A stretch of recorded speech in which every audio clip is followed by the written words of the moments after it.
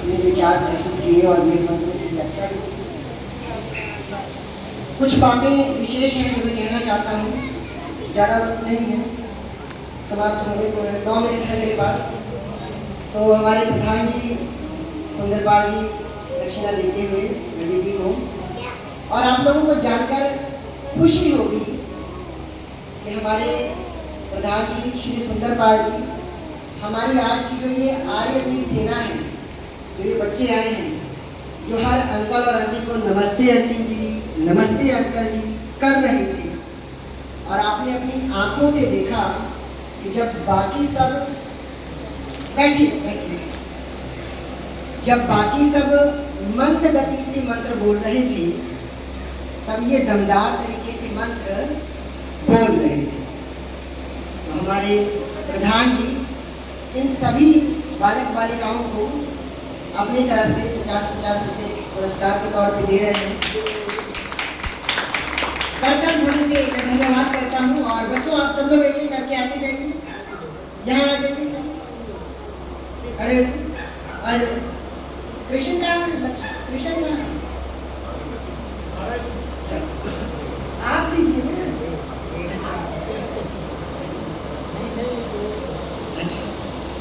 अभी जाना नहीं है, अभी रुकिए, अभी थोड़ी बात और बाकी है।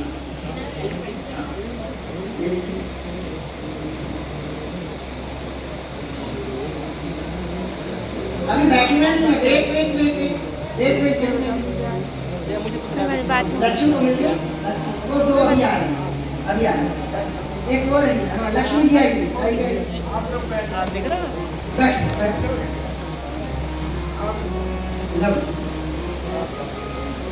और आप सभी जब कोई आपके लिए कुछ करता है तो आप सभी क्या कहते हैं? नहीं, आवाज नहीं है।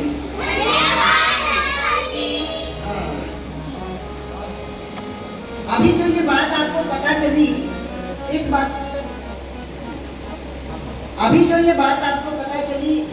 से आपको खुशी हुई।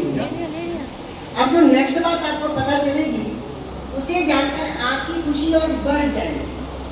इन्हीं बच्चों को अपनी तरफ से एक बहुत ही दानी सज्जन है, महानुभाव हमारे अभिलाष अंकल जी बैठे हैं वहाँ, मंद मुस्कुरा रहे हैं।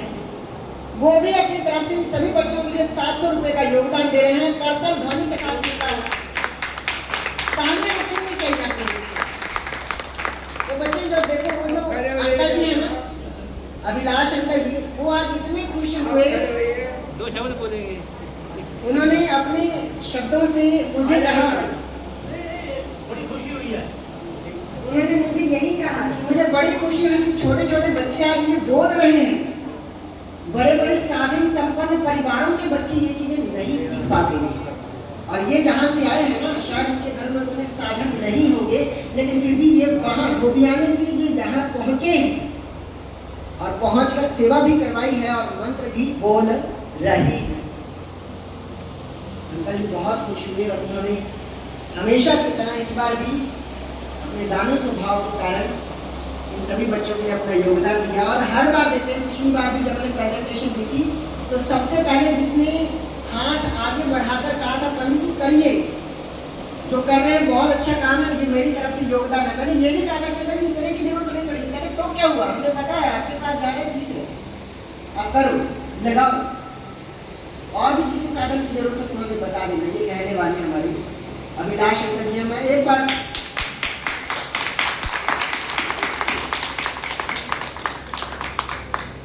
अब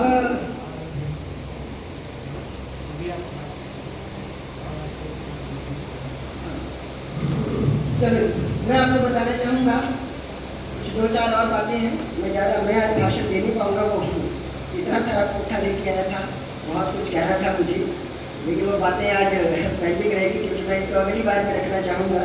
इस बार तो मैं खुद ही सुनने में इतना भाव भी बढ़ गया था, मुझे भी टाइम का याद नहीं रहा था, कितना टाइम मिल गया है। हमारे यजमान प्रेस मित्र जी बैठे हैं, और मैं आपको बताना चाहूँगा, पावर चलो ये तो एक नई शुरुआत है। मैंने पहली बार बातचीत की प्रेस जी से कि आप कीमती समय निकाल पाएंगे। पहली बार में ही उन्होंने कहा हम तैयार हैं, यज्ञ के लिए आगे नहीं आएंगे तो और किसके लिए आगे आएंगे। और मैं बताना चाहता हूँ, सिर्फ यहीं पर नहीं, सिरकी बाजार में ही नहीं, पावर जब यज्ञ होता है तो वहाँ पर भी बहुत बार यजमान की भूमिका हमारे प्रिंस जी और उनके धर्मपत्नी जी निभा चुके हैं और दान देने में ये कभी कमी नहीं रखती। हर बार हर जगह, चाहे वहाँ हो चाहे यहाँ भी हो। और साथ ही हमारे पवन अंकल जी बैठे हैं, वहाँ पवन अंकल जी कहाँ दिल्ली में वो रहे। हमारे पवन अंकल जी मैं बता देना चाहता हूँ, जब भी हम प्रोग्राम करते हैं, अभी यहाँ सिक्की बाजार में प्रोग्राम होने की बात हुई थी, तो प्रोग्राम में हमने कहा था कि ये प्रसाद के तौर पे वितरण करना है। उन्होंने कहा कि ये सारा सामान जो है ये आइटम हमारी तरफ से, आप जाके राशन की दुकान से उठा लीजिए और जितना भी लगे बस आप हमें बता दीजिए। मतलब मेरी टेंशन जो इतनी होती है उसको इतना करने में हमारे दोनों ही यजमानों का बराबर योगदान है। मैं दोनों यजमानों का धन्यवाद करता हूँ,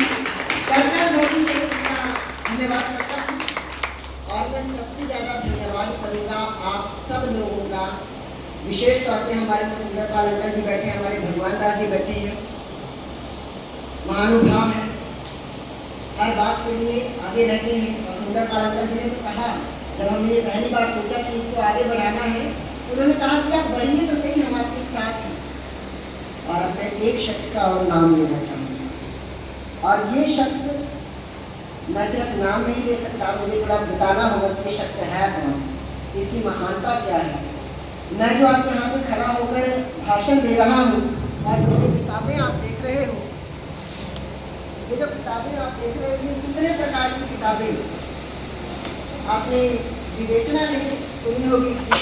वाल्मीकि रामायण है, सत्यार्थ प्रकाश है, और ये ऐसे ऐसे उन आर्यों की किताबें हैं जिन आर्यों का नाम हमारे सामने इतिहास में कभी रखा ही नहीं है, कभी किसी ने बताया ही नहीं। इन किताबों को खोजकर, इनका मटीरियल खोजकर, उनके लिखे हुए साहित्यों को दुनिया के कोने कोने से खोजकर अपनी पवित्र कमाई से जो व्यक्ति इस बठिंडा में बैठकर वो काम कर रहा है, तो शायद बड़े बड़े आर्य समाजियों को करना चाहिए और आर्य समाजों को करना चाहिए। वो अकेला व्यक्ति अपनी वृद्धावस्था में भी पूरे दम खम से इस कार्य के लिए जुटा हुआ है, और वृद्धावस्था में हमारे घुटने दब जाते हैं, उठा नहीं जाता। लेकिन जब दयानंद की याद उसके दिल में आती है, तो धड़क उठती है दिल में, तो वो बंदा भी लड़खड़ाती नहीं सही, लेकिन आज भी उठता है और कहता है कि मैं ये काम करूँगा, और इसके लिए जितना भी धन लगे, तन मन धन लगे, मैं सब लगाऊंगा। और वो देवता स्वरूप व्यक्ति कोई और नहीं, हमारे जेल के भुगतान करनी है। और मैं बता दूं कि इनका योगदान सिर्फ इन किताबों के लिए नहीं है ना, हर बार चाहे वहाँ यज्ञ हो चाहे यहाँ यज्ञ हो, दान देने से कभी पीछे नहीं बैठे, कभी पीछे नहीं रहते। अब ले लेकर एक शख्स और ऐसा बता मतलब बचे हैं जिनके बारे में अगर मैंने चर्चा नहीं की तो मुझे लगता है सीधा नरक का द्वार मिलेगा, और वो कोई और नहीं, हमारी आदरणीय राजमाता बैठी है, वो पावर हाउस रोड पे, जिन्होंने हमें पावर दी है कि आप करो यज्ञ। हम आपको स्थान देते हैं, हम आपको संसाधन देते हैं, हम आपको वक्त देते हैं, अपना तन मन धन और समय चारों चीज बिना मांगे जिस माँ ने दिया है, मेरे घर परिवार से अलग, जिसका आर्य समाज से कोई लेना देना नहीं है, वो माता सारे संसाधन देती है पावर हाउस रोड पे, और इसलिए महीने में एक बार वहाँ यज्ञ संपन्न हो जाता है। उस माँ के लिए आज जोरदार तालियों में कोई कमी नहीं है। इन सभी बातों के साथ मैं अपनी वाणी को विराम दूंगा, और अब हम लोग समापन की ओर चलेंगे। तो पहले एक बार यजमानों को आशीर्वाद देते हुए सभी थोड़ा थोड़ा फूल दे देंगे।